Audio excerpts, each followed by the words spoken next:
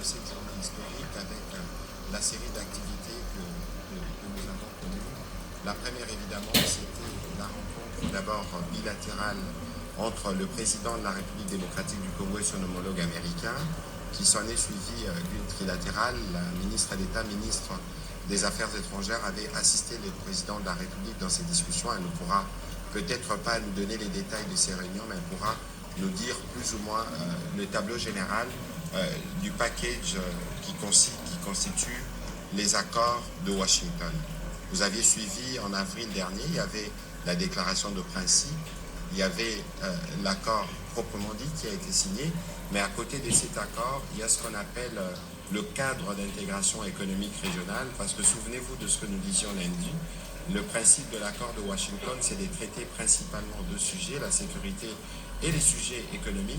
C'est à ce titre que nous avons le privilège d'avoir le gouverneur de la Banque centrale, mais ce n'est pas sous cette qualité qu'il interviendra au cours de cet exercice de redevabilité. Il sera là comme principal négociateur dans les cas de travaux pour la création du cadre d'intégration économique régionale.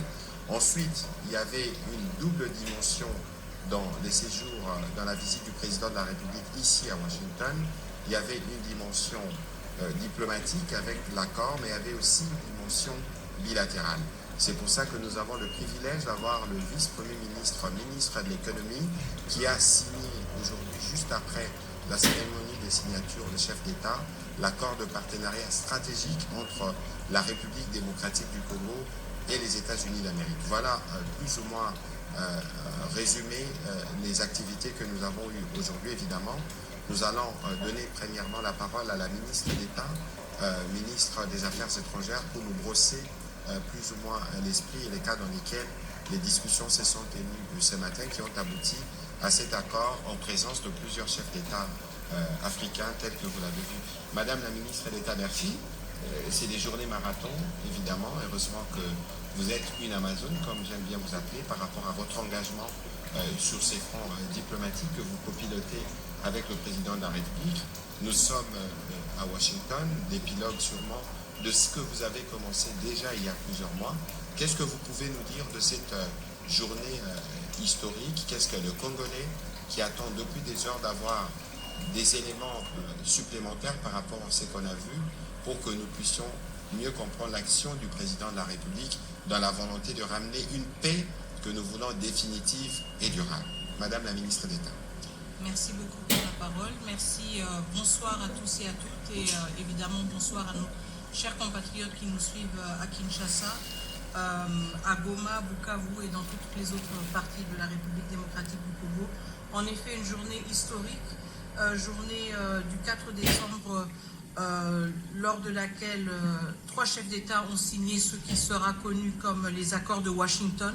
Ces accords qui en fait entérinent trois documents importants, à savoir la déclaration de principe qui avait initialement été signée le 25 avril, suivi de l'accord de paix qui a été signé entre la République démocratique du Congo et le Rwanda le 27 juin, et le cadre d'intégration économique régionale que nous avons signé aujourd'hui, 4 décembre. Donc ces trois instruments constituent ce qui est connu maintenant comme les accords de Washington. Comme mon cher collègue l'a déjà indiqué, cette journée a commencé d'abord avec une série d'entretiens au niveau de la Maison-Blanche, dans le bureau ovale, pendant lequel le président de la République a eu l'occasion d'échanger directement avec son homologue et son hôte américain, y compris justement sur le potentiel et la promesse, si vous voulez, de cet accord de Washington, mais aussi sur les perspectives d'un partenariat bilatéral renforcé entre les États-Unis d'Amérique et la République démocratique du Congo. Après ce passage à la Maison-Blanche, nous avons donc ensuite eu la cérémonie de signature que beaucoup d'entre vous ont pu suivre en direct, pendant laquelle justement une déclaration a été signée par les trois chefs d'État, à savoir donc le chef d'État, notre président de la République évidemment, Félix-Antoine Tshisekedi Tshilombo, mais aussi le président Trump et le président du Rwanda. Et donc avec cela entre en vigueur, si vous voulez, l'accord de Washington. Je pense que ce qui est important à retenir aujourd'hui, c'est que cet accord englobe plusieurs instruments et reflète aussi une longue marche, si vous voulez, une longue séquence d'efforts diplomatiques qui n'ont pas commencé en avril, mais bien avant, à commencer par la résolution 2773 qui a été adoptée au niveau du Conseil de sécurité à l'unanimité et qui, si vous voulez, a jeté un peu la base sur toutes les perspectives vers une pacification durable de l'Est de la RDC, mais aussi de la région des Grands Lacs. Donc nous savons qu'il y a beaucoup d'attentes par rapport à ces accords et comment ils vont prendre forme de manière concrète, évidemment. Nous sommes dans les premières heures après la signature, mais je pense que nous devons retenir quand même qu'il y a eu une forte mobilisation, surtout du côté des États-Unis d'Amérique, de voir comment ces efforts diplomatiques qui ont été menés pouvaient être couronnés par un document contraignant pour toutes les parties et qui va justement jeter les bases pour, nous l'espérons, une paix durable dans l'Est de la République démocratique du Congo, mais aussi de manière plus large dans la région des Grands Lacs et de cette manière aussi ouvrir la perspective vers une réconciliation des peuples, un rapprochement des peuples, mais aussi une plus grande intégration économique.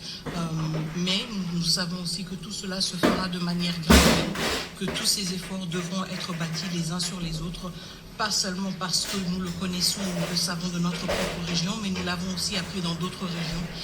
La paix se construit avec du sérieux, avec du temps, avec de la rigueur. Et ceci a été la posture de la République démocratique du Congo dès l'avènement du président de la République à la magistrature suprême. Et nous restons engagés dans cette logique.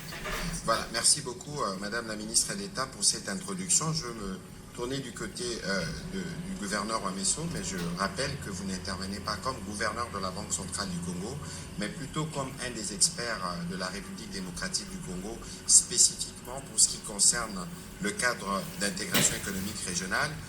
Vous savez tous, l'accord, j'en parlais tout à l'heure, l'accord du 27 juin avait principalement deux points, la question de la sécurité, mais aussi la question économique.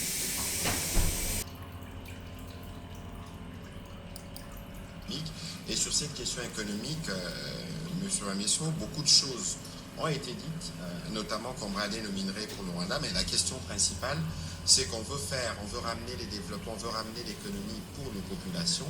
Question, est-ce que la société civile a été consultée durant les travaux qui ont permis aujourd'hui la signature? Je rappelle que la ministre d'État a signé ce matin les documents qui créent formellement le cadre d'intégration économique régionale juste après l'activité des chefs d'État.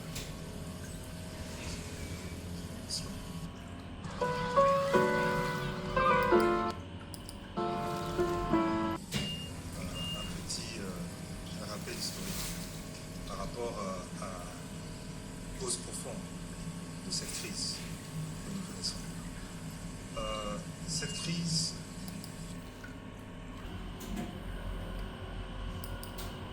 a démarré pas parce qu'il y a eu un problème entre le Rwanda et le Congo, mais cette crise, les causes profondes sont économiques. À la fin de la guerre froide, il y a eu une volonté d'avoir accès aux matières premières qui servent aujourd'hui à ce qu'on utilise les téléphones portables, les ordinateurs et tout cela. Et il lui fallut à l'époque que le Zaïre puisse privatiser ces entreprises minières qui étaient essentiellement étatiques. Et vous savez que nous avons eu une conférence nationale souveraine où les deux grandes forces, même si elles étaient opposées politiquement, je rappelle, donc l'Union sacrée, conduite par le docteur Étienne Tshisekedi, et la mouvance présidentielle, ont toutes les deux, ces grandes forces, refusé la privatisation, même s'ils étaient opposés politiquement. Et c'est ainsi qu'il y a eu, pour permettre l'accès à nos matières premières de la part de l'Occident, la création d'une troisième voie. Et cette troisième voie, malheureusement, n'a pas pu prendre politiquement au sein du pays. Et comme il y avait un impératif de pouvoir accéder à nos ressources, c'est comme ça qu'il y a eu un blanc-seing qui a été donné au Rwanda et à l'Ouganda pour nous envahir. C'est ça la raison fondamentale de la crise qui a déchiré notre pays pendant les 30 années passées. Et donc, il fallait aussi le résoudre par un volet économique. Pour résoudre ce problème-là, il fallait créer un cadre propice où, par rapport à cette économie passée, donc l'économie du numérique et l'accès à ces ressources, que les choses soient clarifiées de manière transparente, où on affirme la souveraineté de la République démocratique du Congo dans l'exploitation de ces ressources, et qu'on dise que s'il y a des matières de coopération entre les deux pays ou plusieurs pays de la région, que cela se fasse de manière transparente. D'où ce cadre d'intégration économique régionale, qui, au fait, repose essentiellement sur ce qui a été imaginé déjà dans le cadre de la CEPGL. Parce que ce cadre d'intégration régionale économique est basé sur l'énergie, infrastructure, agriculture, tourisme, mais on a rajouté maintenant un volet qui concerne les matières premières. Mais ça consacre aussi économiquement la fin d'un cycle, parce que l'économie fonctionne en fonction des cycles. Il y a des cycles qui sont plus ou moins courts et il y a des cycles qui sont plus ou moins longs. Et il y a la fin d'un cycle maintenant qui marque la fin d'une économie du numérique telle que nous l'avons connue hier, et il y a un nouveau cycle qui démarre, et ce cycle-là marque l'économie du futur, l'économie verte, où les mêmes matières premières stratégiques se retrouvent au Congo. Et c'est pour ça qu'il y a deux volets. On règle un problème du passé avec le cadre économique d'intégration économique régionale, et il y a un partenariat stratégique qui s'ouvre sur les nouvelles matières premières, et là c'est du bilatéral directement, alors que ça ne s'est pas fait par le passé, où on négociait nos matières premières sans nous. Ici maintenant ça se négocie directement entre la République démocratique du Congo et les États-Unis. C'est un grand tournant, mais on va en parler les jours, les semaines et les mois qui suivent. Maintenant, est-ce que la société civile a été consultée? Bien sûr que oui.